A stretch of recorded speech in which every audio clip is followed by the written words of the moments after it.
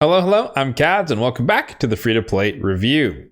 So today we're going to be talking about the latest iteration of the hero's path, the Path of Light. And as you'd expect, this one is featuring some souls for the most recent fusion, the Incarnate. But honestly, as I suspect a lot of people will be feeling the same, this is definitely the most skippable version of the hero's path.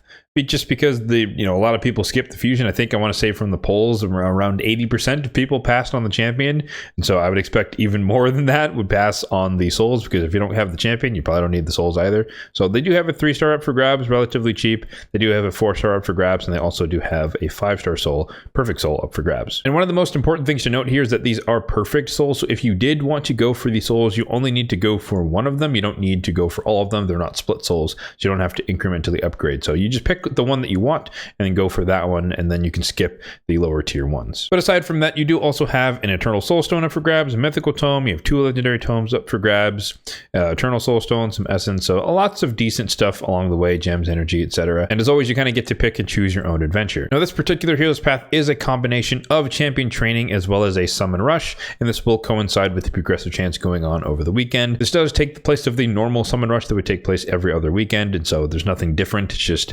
packaged in the format of a hero's path in this case. And that most certainly could be the primary mode of getting points or light coins or whatever these are, but I think you can easily supplement that over the course of the next 4 days with some champion training, and I would highly recommend doing so. So let's go ahead and talk about a few paths that you might want to take, starting off with the 3-star soul path. The first thing to note, of course, is that you need 1 key for the 3-star soul, you need 2 keys for the 4-star, and you need 3 keys for the 5-star.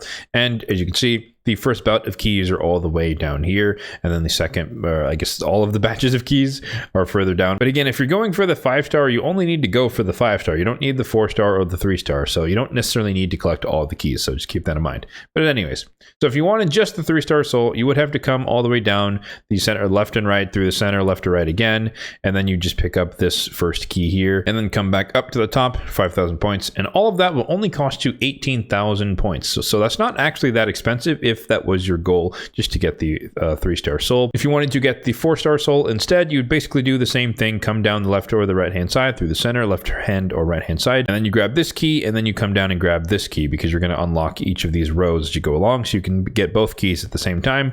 And then you've already come down this part through the left hand, or through the middle section here. You do 7,000, open the node, 12,500, and then you get the 4-star soul for a grand total of 33,500 points. Now, diverging a little bit, we'll come back to the 5-star perfect soul just because it kind of piggybacks off of the other things we're going to mention here.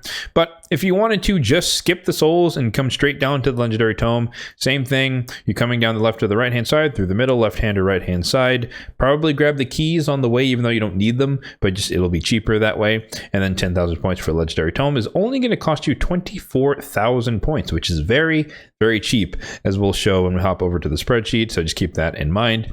Same thing if you wanted to do the mythical tome, you pretty much come down the exact same path. You add 20,000 to the previous one, and so 44,000 to get the mythical tome. And then if you flipped it over to the other side, legendary tome over here, and if you wanted to go for the eternal soulstone instead, it would be 30,000 plus the legendary tome rate, so 54,000 points. And then we can come back to getting the 5-star perfect soul. So you're already going to have these 2 keys, you're already going to have the legendary tome on either side, and then you're going to grab one of the double key nodes here, and then unlock this, get 50,000 points for a grand total of 76,300 points for the 5-star perfect soul. Now, of course, I don't really recommend that. I know a lot of people skip the fusion. I happen to do it, but even though I did it, I have no plans to use her at all whatsoever, so I see no value in getting her souls. But if I'm really feeling it, then maybe I would go for like the 3-star soul, nothing more than that. All right, let's hop over to the spreadsheet and take a deeper dive into these numbers. So one thing I always like to highlight here, specifically when there's champion training, is that we do have a calculation for how many points you're going to get, how much currency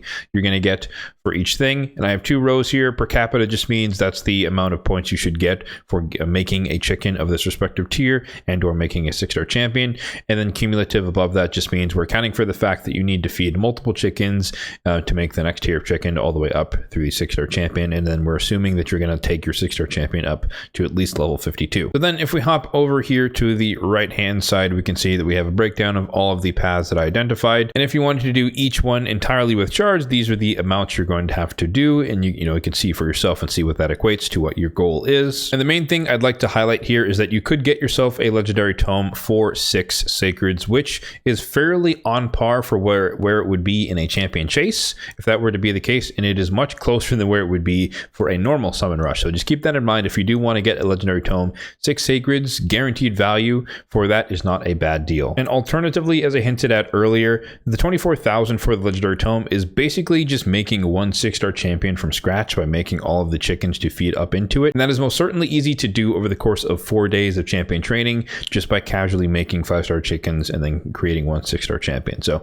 more than possible to get yourself a legendary tome purely through champion training. Maybe you'd have to invest a few gems to also make that happen in that same time span, depending on how much energy you've had stored up for this kind of thing. But again, keep that in mind. You can mix and match. You could do it purely with 6 sacreds, which again is still a great deal, or you can do a significant amount of champion training and then pull some mystery shards, pull some ancient shards, whatever you feel like doing, depending on the progressive chance event. If you were curious, I have my path breakdown here, which is kind of a mix and match of a few things. I'm definitely going to try and at least get the legendary tome, and ideally I would like to get the mythical tome. That's this 20,000 points here, and so my total thing would be around 52,000 points, which is about 13,000 a day. We'll see if I can actually pull that off. Well, I can most certainly pull that off. I have the resources to do that. It's more about, do I have the willingness to do that? But I might just stop at the legendary tome, but I am in the market to get mythical tomes, and I really shouldn't be passing on them as much. But honestly, looking at the progressive chance events, it's a bunch of like HP burn champions, which is pretty awesome, but there's no one that I like really want from my wish list, and so I'm not as incentivized to pull any shards this weekend. Unfortunately, I was kind of hoping there'd be something somewhat juicy. I'm not really near Mercy, I guess, outside of ancient shards at the moment, so it's not that I would be guaranteed a legendary by any means, but I was kind of hoping for like a little bit of a shoot your shot kind of event where I just see if I can get something by spending a few sacred or something. I might still do that in the end if I get really close and I'm just, again, not willing to finish it out exclusively with champion training, but we'll see what happens. So yeah, my plan basically is to do a significant amount of champion training and maybe fill with sacreds if I feel like getting towards the end, or I might just make it easier on myself and just settle for the legendary tome instead of going for the legendary and the mythical tome. In this case, I was kind of hoping that we had one of the paths where you kind of choose between a legendary and a mythical, but in this case, you have to go through the legendary to get the mythical. So it's a little bit more unfortunate, not exactly what I was hoping for. And as far as a recommendation for you guys go, as always, pick a target and make a plan to get there. I do think a lot of these things, a lot of the easier to achieve rewards can be obtained exclusively with champion training over the course of 4 days, and that's very easy to do and probably a good investment, because again, you're developing your account, working on champions, and it is something that everyone has access to. But of course, you can always fill with shards if you are tempted by the progressive chance events. But as always, don't forget about the power of mystery shards. We get them all from campaign, from 12.3 Brutal.